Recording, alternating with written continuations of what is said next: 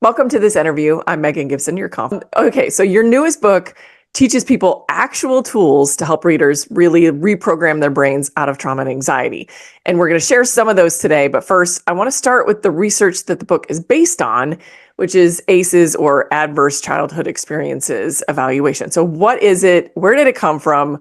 And what did that original study leave out that has changed since the original research?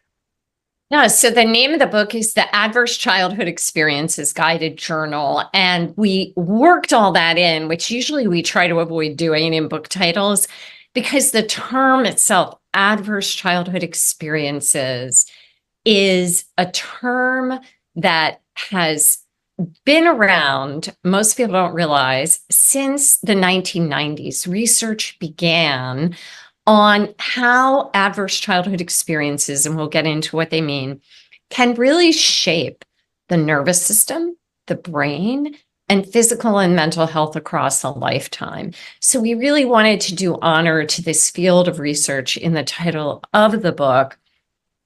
Adverse childhood experiences, which I think we can also call ACEs for short, just so that we'll shorten that up for people. They're experiences in childhood that meet a couple of criteria.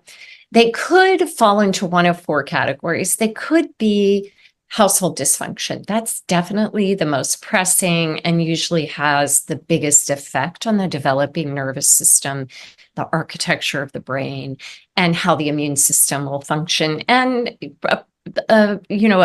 factor in mental health across lifespan.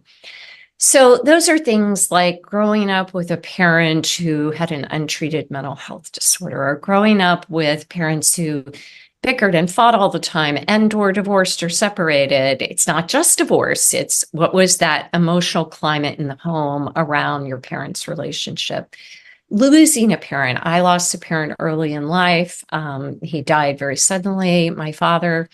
And that kind of sudden traumatic loss, obviously. Growing up with parents who really regularly put you down or make fun of you or joke at your expense or humiliate you.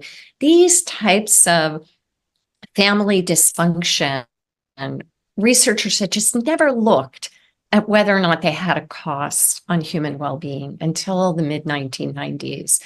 Another one, and I certainly, I've interviewed thousands of people across my career, neuroscientists, individuals who are suffering from anxiety or trauma, psychologists, psychiatrists. That's my career, has been to bring together how adversity and trauma affects us emotionally and what that means for our health, and more importantly, pathways to resilience, right? Pathways to thriving and resilience. So another big category of ACEs is feeling that your family doesn't really have your back in one of a couple of ways. Emotionally, if you're in emotional distress, is there anybody you can turn to? Or physically, like you're sick and nobody takes you to a doctor, or you're just not that important. People who feel like they had to parent their parents, right? That their needs were just not relevant. That is a category of adverse childhood experiences.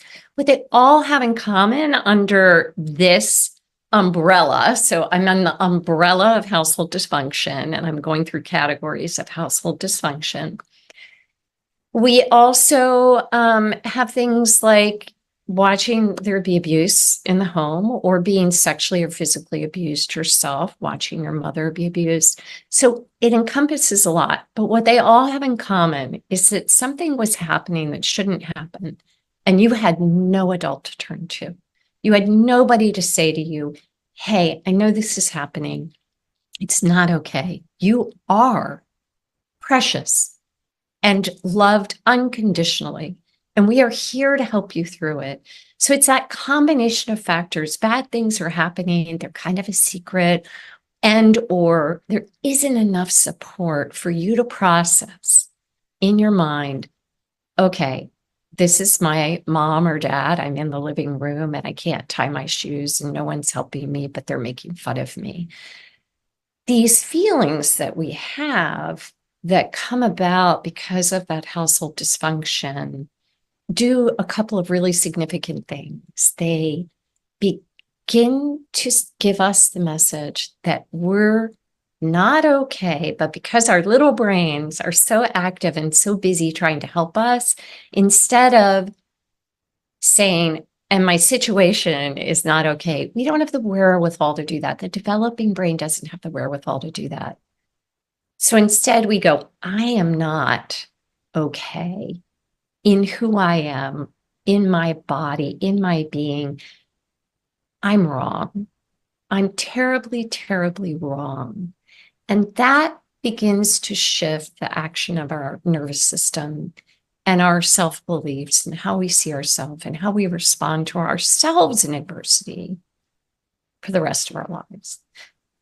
Quickly, other categories of umbrellas of types of adversity are, of course, community oriented, right? Like if you grow up with poverty or discrimination or sexism or racism or substandard schools or inability to get good medical care, that is a very, very intense type of adverse childhood experience. Another category are environmental, growing up with school shootings, growing up with climate change, right? So there are all of these different types of adverse childhood experiences.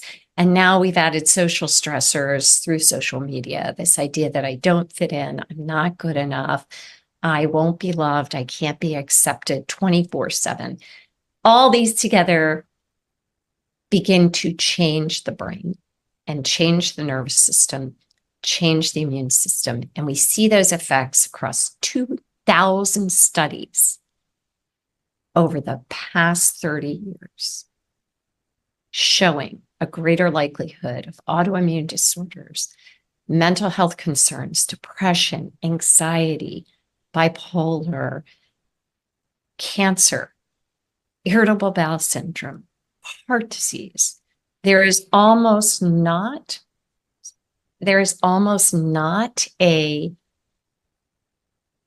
illness or medical concern or mental health concern that is not tied to a history of adverse childhood experiences.